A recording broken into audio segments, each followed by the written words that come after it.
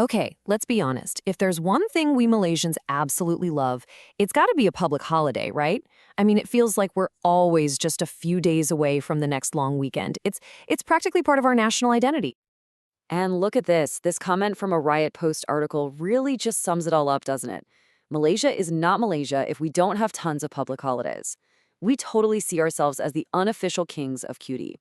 It's a reputation we wear like a badge of honor. But what if I told you that entire reputation, that whole idea, might not be the whole story? Yeah, let's dive into this because the actual data might just blow your mind. We're going to peel back the layers on this whole holiday myth. Get this, one report actually claims Malaysia has one of the lowest holiday counts in Southeast Asia. I know, right? Not the most, not even in the middle, one of the lowest. How is that even possible? Well, that is the exact mystery we are solving today. Okay, so first things first, to get to the bottom of this, we have to look at the numbers. And you're about to see why everyone's so confused. So, on one hand, you've got a number like this, 24. This is what sources like the World Population Review say. And yeah, 24 holidays would put us way up there, globally. This is the number that fuels that whole king of holidays reputation. But then you see a completely different number, 16. This one comes from ASEAN's official list for 2024, and it only counts the holidays that everyone in the country celebrates. And suddenly, that big, impressive number gets a whole lot smaller. And this chart, wow, this really puts it into perspective. When you line us up with our neighbors based on that official number, we're not even close to the top. Look at this. Indonesia has a whopping 27 days. Cambodia has 22, and us, we're way down there at 16. So what's the deal? Is it 24? Is it 16? How can both of these numbers possibly be right? It feels like a total contradiction. But here's the secret.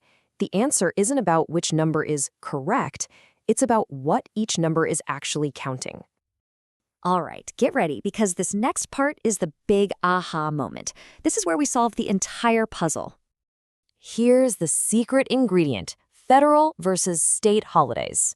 The easiest way to think about it is like a restaurant menu. The federal holidays, that's the set menu. Everybody in the whole country gets those. But the state holidays, those are the daily specials. They're only available in certain locations. And that is why it always feels like someone somewhere is on holiday, even when you're not. But hold on, because here comes the real twist. The most important number for most of us, for the average employee, it's not 24, and it's not 16.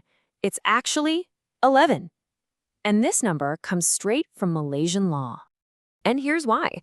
It's called the 5+6 rule from the Employment Act. First, the law only says your employer has to give you a minimum of 11 paid public holidays a year. Just 11.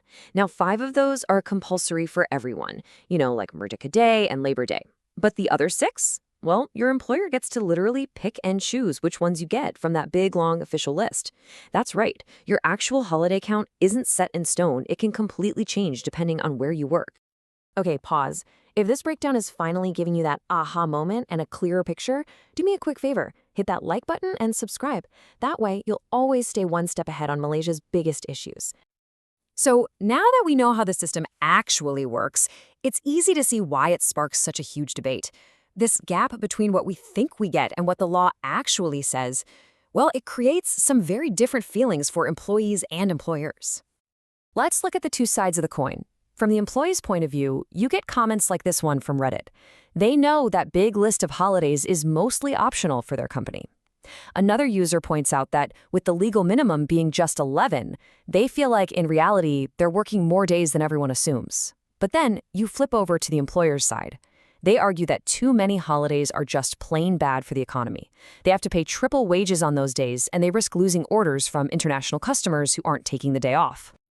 All right, let's wrap this all up and get to the bottom line. What is your real holiday count?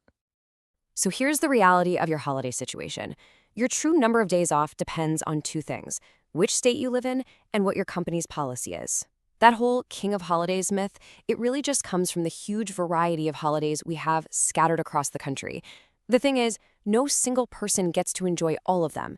It's this staggered schedule that creates the feeling that there's always a holiday somewhere.